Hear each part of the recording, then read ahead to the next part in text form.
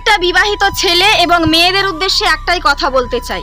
যদি আপনি ছেলে হয়ে থাকেন তাহলে আপনার উদ্দেশ্যে বলছি, যদি আপনার বউয়ের নামে আপনার কাছে এসে খারাপ কথা বলে তাহলে আপনি সেই সব কথাই কান দেবেন না, সেই সব কথা বিশ্বাস করবেন না। পারলে আপনার বউয়ের কাছে এসে সেই সমস্ত বিষয় নিয়ে আলোচনা করুন, তাকে বলুন যে কেউ তার নামে এই সমস্ত খারাপ খারাপ কথাগুলো বলছিল।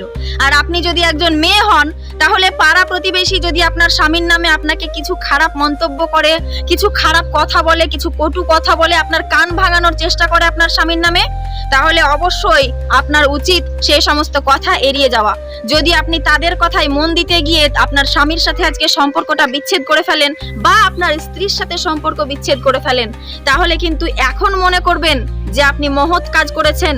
অন্যের কথা শুনে সংসার ভেঙে ফেলা একটা বোকামির কাজ। আপনি এখন ভাববেন যে আপনি বিশাল বড় কাজ করে ফেলেছেন, সংসার ভেঙে দিয়েছেন, তাকে ছেড়ে দিয়েছেন, কিন্তু কিছুদিন পর ঠিকই বুঝতে পারবেন যে আপনি জীবনে কত বড় ভুলটা করেছিলেন।